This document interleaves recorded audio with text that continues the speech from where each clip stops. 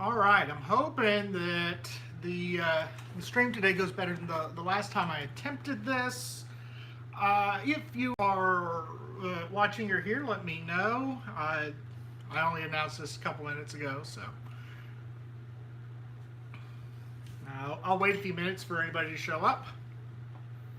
It looks like I got a fairly good connection today, so that's a lot better than last time. Oh, all right, so the stream just started. That's how much of a delay I've got. So, yeah, I just got back from vacation a day or so ago, completely exhausted. Today's been my first true day off in a week and a half, 2 weeks, really. More than that. And I've done some work on the Greatbassoon. In fact, I did some work on the Greatbassoon before vacation. I wasn't really able to show it off, but I will today because it looks like I've got a decent enough internet connection. And again, I'll wait for a few more people to join us before I kind of go into detail on what all has been done, but it's quite a bit of keywork stuff.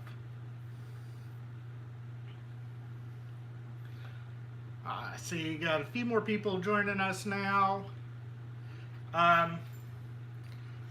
Well, one update I can share is that vocal production is underway. It got delayed just a little bit, but the first trial mandrel has been completed.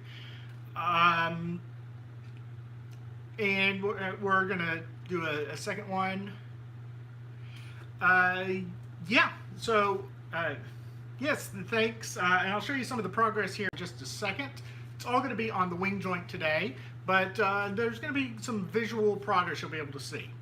All right, so like I was saying earlier, I just got back from vacation, and I had a lot of time to think about things on vacation because I didn't take my computer with me. And so I just took a book of staff paper. And so, in that time, I started drawing some stuff. And actually, I think I'll talk about one of the designs I started thinking about. So on my bassoon, I've got some weird mechanisms. One of them is a roller mechanism that when the low B key is depressed, it also closes the low C sharp key. It means the C sharp key is backwards, essentially. And I started thinking about that mechanism, and it's got this just silent roller on the end of a rod. And so I started doing some research, trying to figure out exactly what that was, and to that effect, I've got this. I'm going to zoom this in. We'll see if it will focus. Probably not going to. What it is there is a ball bearing on the end of this 3/16 inch rod, and of course it's not going to focus, that's held in place with an M2 screw, and there's a washer in there, and this provides completely silent contact. And it's basically almost self-lubricating. It's going to be pretty noiseless. And on certain connections, this is something that I am going to use to just make things a little quieter. And I'll show you something to that effect here in a second, because I've already kind of done a proof of concept here. But let me go ahead and grab the Greatbassoon here.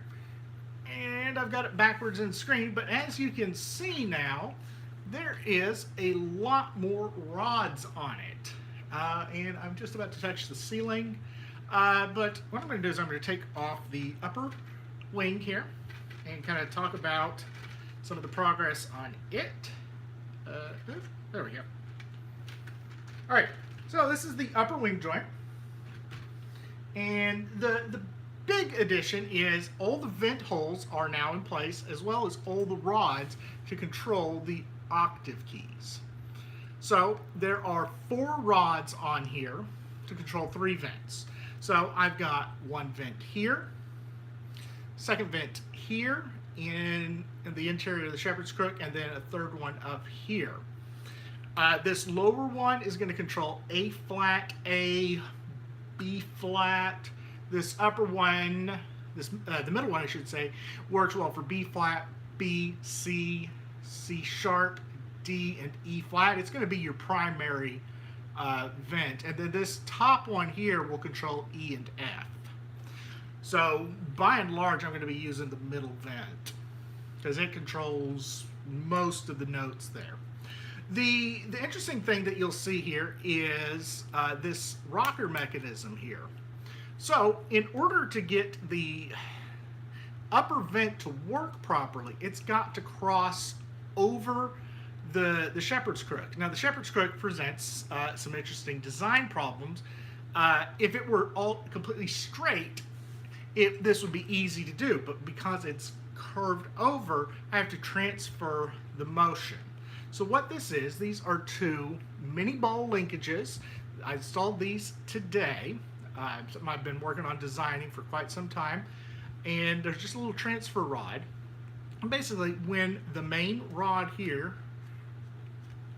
rotates, it'll rotate this rod over here to actuate this tone hole here, vent hole. And it's going to be a pretty simple mechanism. It's just dry fit on there right now, but you can kind of see the proof of concept. It's of course sliding down a little bit. Uh-oh, something just fell off. Okay, there is the first thing I've got to worry about is there's a little nut on there that just fell off, so I'm probably going to need a little bit of Loctite on there. Nothing too major, but don't want that falling off into performance because, yeah, there, I found it. Ugh. Yeah, it's a very, very tiny little nut because I'm using M2 screws here, and M2 is about as small as you can get. All right. So that's back in place now. So once they're soldered into place, it should be fine. But that's the upper wing joint. And then the other thing I've done, and I started doing this today, this afternoon. I was working on that idea of the roller, the ball bearing. And what I've got here is the beginnings of the F-sharp trill key. So, in normal position, it will be like this. Oh! Okay, this thing is just way too big. Hit the ceiling fan one direction, hit a clarinet the other direction. Ooh. Hey, so what it is this arm here will depress, and then it'll raise up this arm. So this arm depresses, this arm will raise up. There's no springs on here right now, so nothing's under tension.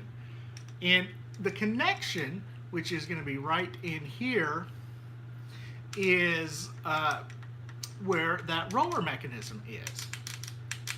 Now, of course, right now it's really noisy because there's no stopper on the F-sharp trill. But if I put a little bit of tension on it like that, it glides beautifully. It's I don't feel any friction whatsoever, and that will be a really, really good connection there. I'm going to start using that on several different areas. What I had thought about doing is putting like little adjustment screws on connections like that, but that is going to provide a little bit more friction. I kind of want to get rid of the friction, and it's a pretty inexpensive way of doing that. I just have to tap out a little hole in there, put in that ball bearing with an M2 screw, and I'm good to go. The ball bearings are like 50 cents each. Super, super easy. The next step is the vocal has to get finished. And once the vocal is finished, I'm going to start doing testing on the boot joint. The boot joint's going to need some tuning work, and I don't want to do that tuning work until the vocal's finished, which, you know, kind of makes sense.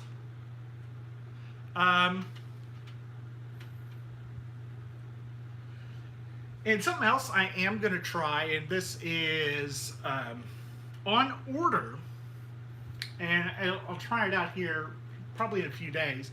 This low A, the rod for the low A key is about 2 feet long. It's got a lot of play in it. And there's a mechanism that I'd like to try out. Selmer saxes, starting with like the Super Balanced Action Series 2, have put little spring-loaded pivot screw connectors in there. That means that the pivot screws are always under tension no matter how much the rod swells. And I'm going to try that on the low A rod here. And hopefully that means that with the instrument swelling with heat, that it won't go out of adjustment as easily. It should be pretty easy to install because the Selmer pivot screws are pretty similar to the Fox pivot screws that I'm using. So hopefully that'll be an adjustment that I'll be able to do. Yeah, that's the big changes right now. It is starting to feel like a real instrument. I've got some key work on here. I got a lot more I can do. I don't have any of the small posts or the small rods on the bass joint and the bell joint. I can get those added here in the next day or so. But yeah, if you guys have any questions, let me know. Yeah, I would love to have a finalized boot joint maybe by September or early October. That it will probably take several iterations on that. But as we go, you know, one of the next steps is I'm going to have to start getting pad cups. And pad cups I'll order from a company in Germany. I'll probably order 2 sets of them just to save on shipping. Because pad cups themselves are not, they're not expensive, but if I get 2, it'll cover the cost of shipping. And then slowly start making key arms and keys. You know, I made a key arm today, a couple of them. Slow process for me, but you know, if I can do 1 every couple days, I should be good. But yeah, I'll open it up for questions here. No, in case you're wondering, I will not be at IDRS this week. I don't have the schedule availability. I just took my vacation, so I can't take another one right now. Richard will be there though with his subcontrabassoon if you follow his stuff. But yeah. So I'll kind of turn it around so you can see how the mini ball linkage here will work. I've got to get it in a position where it's not going to interfere with the low B key, which is right over here. But you can see that side slips just a little bit. It's not quite as tight as the other side. But a little bit of solder, that'll be won't move at all.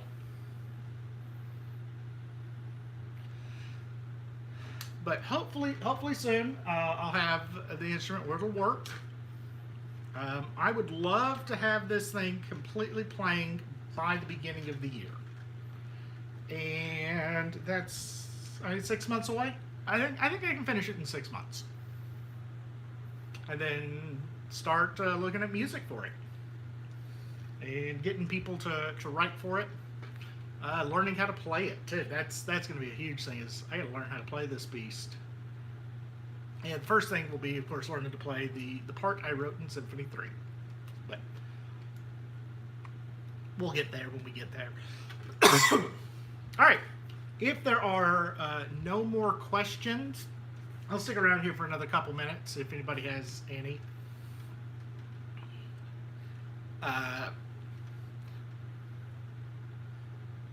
One thing I am toying with, and I keep going back and forth, because the bell is so tall, I've thought about having an alternate low B flat bell, just so it's, you know, not hitting the ceiling.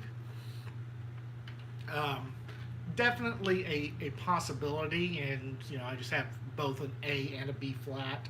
If you don't need the A, you can just switch out to a B flat bell. I don't think it will affect too much of the middle range, but again, that's something that will have to be seen when the instrument's fully keyed. Is it's very difficult to test stuff out as is. All right, guys. So that's about it for tonight. I'll go ahead and sign off. And have any questions, find me on like the Facebooks or the Instagrams or whatever, and you can ask. And I'll probably do another one of these here in a few weeks when I've got more going on with it. So, till next time.